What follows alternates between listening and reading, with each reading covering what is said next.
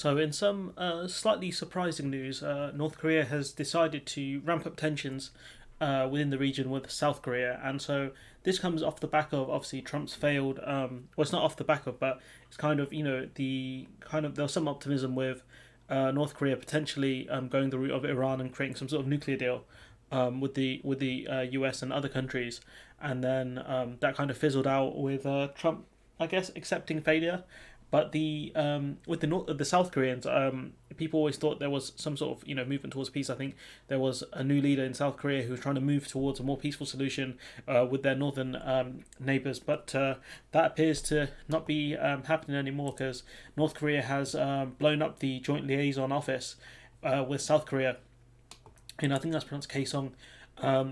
North Korea has blown up a joint liaison office with South Korea near the North's border town of Kaesong.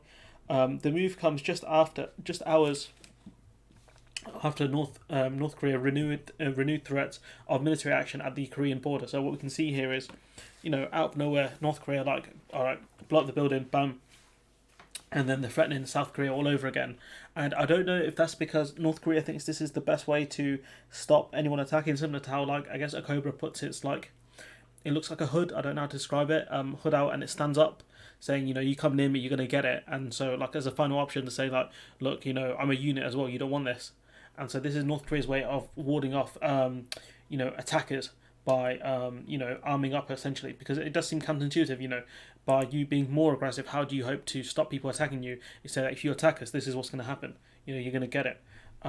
So the site was opened in 2018, so it's not been there for that long, to help the Koreans officially in a state of war to communicate. It has been empty since January due to COVID restrictions.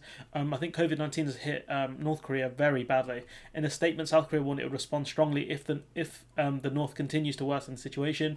The destruction of the office, it said, abandons the hopes of everyone who wanted the development of inter-Korean relations and peace settlement in the Korean peninsula. The government makes it clear that all responsibility of this situation lies with the North, which seems absolutely the case. Russia expressed concerns at the renewed tensions. We call for restraint on all sides. He says that, but it was the North Koreans who actually instigated this time. So I don't know why saying all sides should be show restraint when it was your guys, or not your guys, but when it was a specific group that escalated it. Reuters news agency quoted an unnamed US source saying, official saying, the Trump administration remained in close coordination with our Republic of Korea allies, so the South Korea, and so obviously the US are allies of South Korea, and so tensions between the North and South have been escalating for weeks. So this is something I've not been aware of, prompted by defector groups in the South sending propaganda across the border. So it's pretty funny. So I guess maybe it was South Korea that actually sparked this. The North Korean's sister, Kim Yo-jung, who's an interesting character, considered a close and powerful ally, threatened at the weekend to demolish the office.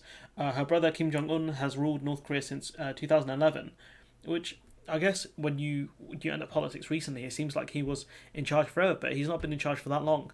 As far as dictators go, there were hopes of improved relations between the North and South and its close ally, the US, after Donald Trump met Kim and at the North-South border last June, but nothing materialised, and the atmosphere has since deteriorated. Now, so there's two different philosophies of this, which is, one is Trump did the right thing trying to achieve peace and talking to the North Koreans. Another philosophy is kind of more David Pakman's philosophy of Kim Jong-un was looking for a photo op and legitimacy. You gave him that by going to the demilitarized zone and talking to him. So it looks like Kim went for the second one, really. He wanted the big photo op to say, "Oh, look at us! We're big man. Look, we're with the US now. We're serious. We're big players." And so that's what it felt like, anyways. North Korea is under crippling US and UN sanctions over its militarized nuclear program. Washington has not yet commented on the North's latest actions, and to be fair, I don't think Trump will say much on it, purely because Kim Jong-un made him look like a mug.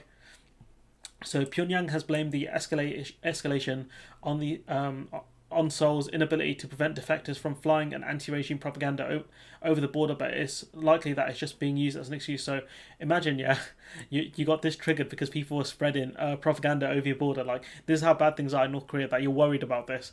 I'd be more worried about the COVID outbreak. Kim Jong-un has failed to bring economic prosperity to his people, and strict international sanctions remain in place. There are also persistent rumours that COVID-19 has affected rural parts of the country, giving North Korea a mutual enemy may hope focus attention elsewhere. And so it's kind of like, COVID isn't a big problem. It's those blasted South Koreans. They're at it again. Pyongyang is also angry at Seoul for not challenging Washington's insistence that strict sanctions should remain in place, and for not pursuing inter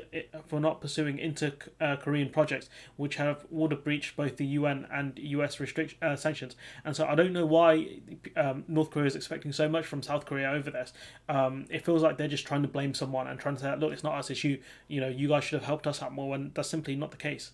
It doesn't make sense to believe this. So it feels as if North Korea could be pushing the South with the aim of using the tension as leverage in future talks, which is also true. But if South Korea know that North Korea is in a very weakened position right now, especially with whether you believe Kim Jong Un was hurt in whether that botched surgery, or you believe as a ruse to expose traitors, that's kind of up to you to believe whichever one you believe. I'm not sure either, to be honest, full disclosure there. But you can tell that, he's trying to look for an enemy, and he chose the South Koreans again. So no big surprise there. Whatever the reason, this is a real slap in the face for a South Korean administration that pushed so hard for engagement, and this also gives more air to the hardliners who say North Korea cannot be trusted and has to be attacked, or there can be no peace with North Korea because of the way they are. And so what's in the long run, North Korea has really slapped itself in the face, or shot itself in the foot over this. So in recent weeks, North Korea has repeatedly condemned the South for allowing propaganda into its territory. Defector groups regularly send such material via balloons or even drones into the North. So you would think if North Korea was such a big powerhouse, you'd have some sort of anti-air device to stop this from happening, but you don't. Which is really funny if that's the case.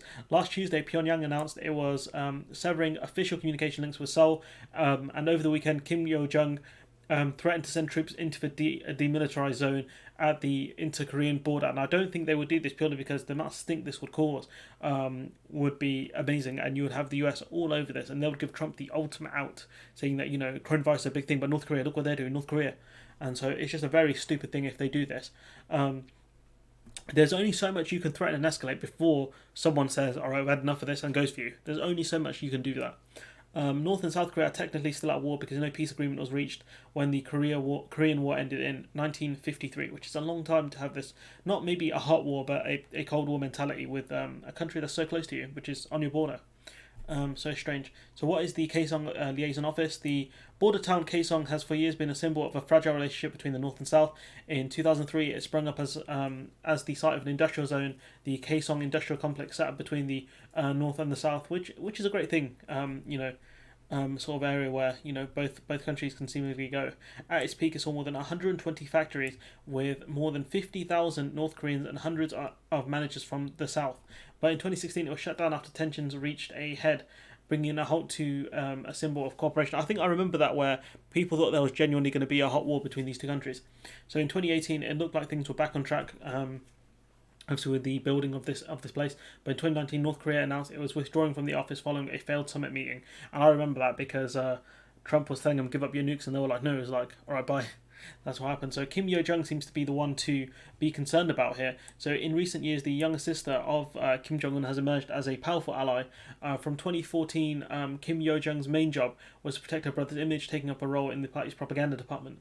And so she's basically chief of propaganda, kind of like, I guess, her Goebbels, or Kim Jong-un's Goebbels, I guess. Goebbels, however you pronounce that guy's name. He had a funny name. In 2018, she shot to international spotlight during the Winter Olympics. I remember that, where she went to South Korea, and it was a big thing. People had high expectations, thinking that this could be it.